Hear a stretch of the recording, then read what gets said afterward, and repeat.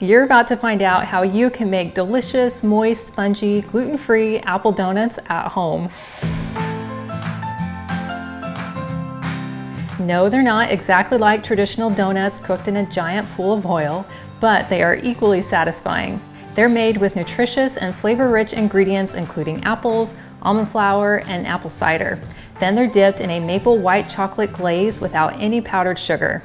You have the option of sprinkling the top with cinnamon, toasted coconut, and toasted pumpkin seeds.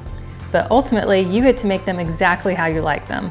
Now, an apple donut couldn't be called an apple donut without a real apple, and you can use any variety that you like. My favorites are Fuji or Gala apples because of their natural sweetness. So we're going to start by simply slicing our apple in half, cutting out the core, and then we're going to dice them nice and fine into some very small little bite-sized chunks. So I'll make several slices one direction, a few slices another direction, and then slice these into about 1/4-inch pieces.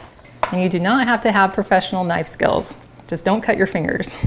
So we want those apples diced nice and small for our donuts. Next, you'll want to bring a frying pan to medium to high heat. And then we can go ahead and add our apples. And then I'm going to spray a little bit of coconut oil in with them. And for flavor, we'll sprinkle on some cinnamon, about 1/2 teaspoon, and a couple pinches of salt. And not only is this going to soften our apples to make them even more delicious in our donut, but it's also going to infuse them with some more flavor.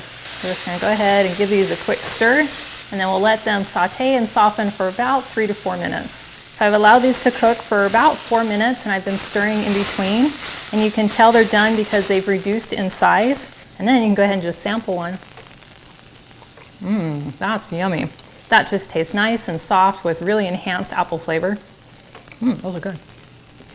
Now I'll just take a plate and then line it with some paper towels and then dump our apples right on top. And then we'll set these aside. To make our donut batter, we're going to start with a medium-sized mixing bowl.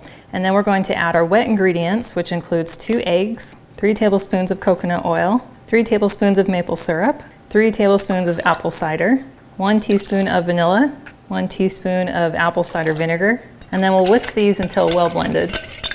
Now we can add our dry ingredients, which includes 1½ cups of almond flour, 1/2 cup of tapioca flour, and then I have 1 teaspoon of cinnamon, 1/2 teaspoon of baking soda, 1/2 teaspoon of baking powder, and 1/2 teaspoon of salt. And then we'll whisk these until well blended. And the batter consistency will end up kind of between a pancake and a muffin. And then we can dump in our delicious sauteed apple bits, and then just fold them in with a spatula. You could bake these in either a metal donut mold or silicone.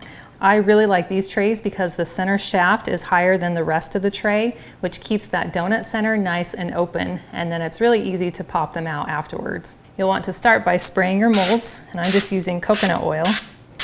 And then using a cupcake batter scoop, I'm going to go ahead and just take about 1/4 cup of batter and then just pour it into each of the donut cups.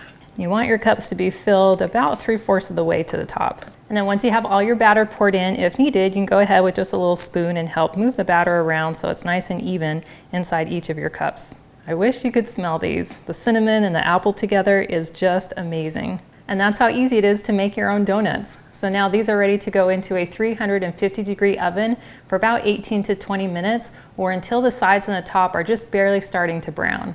I have some donuts that I cooked earlier and then allowed them to cool on my counter. And you can see how easily they just pop right out of this donut mold. And then you have this very adorable donut.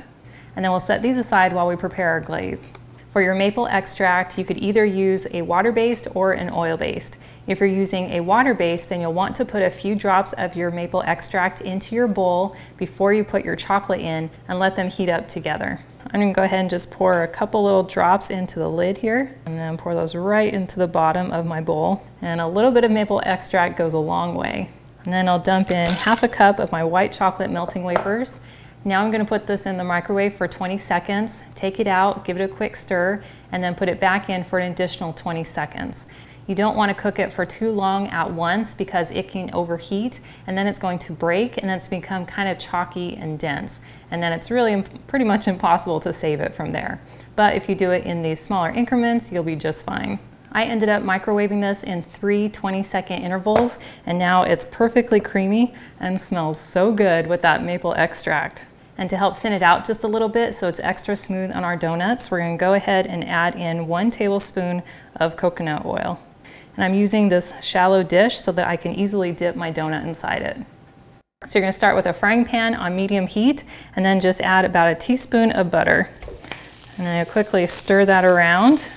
And then we're going to dump in 1/4 cup of coconut and a dash of salt.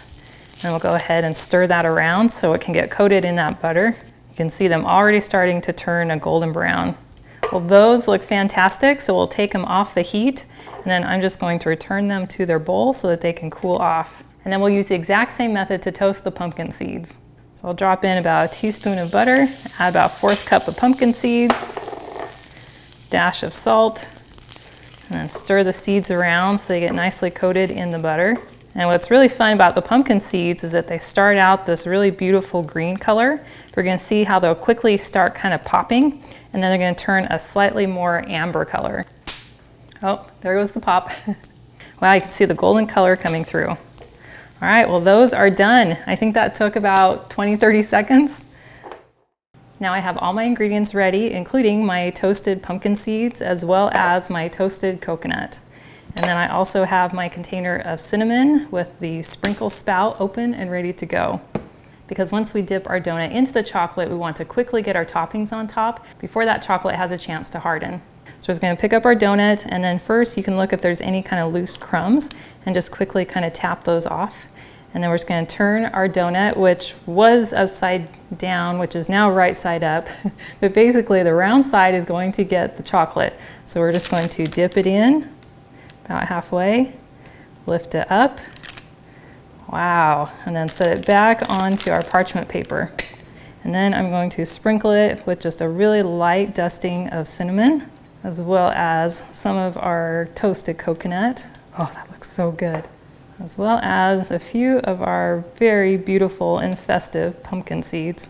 Apparently this donut was a victim of quality control, so I'm going to go ahead and dip this one as is. Which means it will be my sample donut. Sprinkle some cinnamon, as well as some of those pumpkin seeds and some toasted coconut. Oh, that looks so good.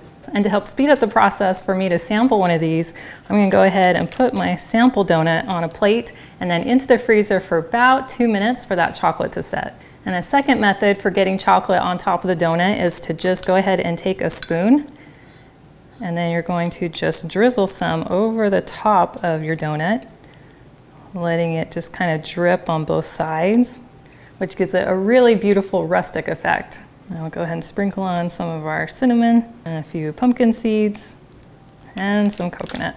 I think my sample donut needs to come out of the freezer now. That is perfect. That chocolate glaze has just hardened. I am so excited to try this. That is incredible. As soon as I bite in, I get that really spongy, moist donut texture. And then I get that incredible flavor coming from the cinnamon and then the apples.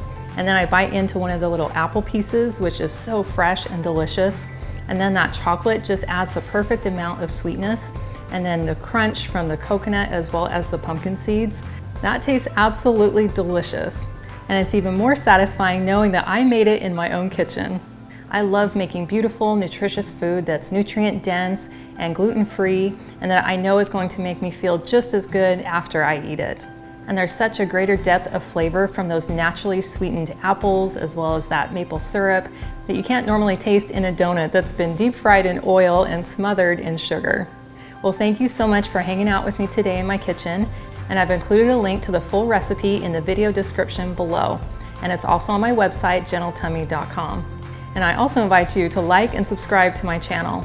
And if you know someone else who is a donut fanatic that would love to have a healthier and gluten-free option, please share this video with them.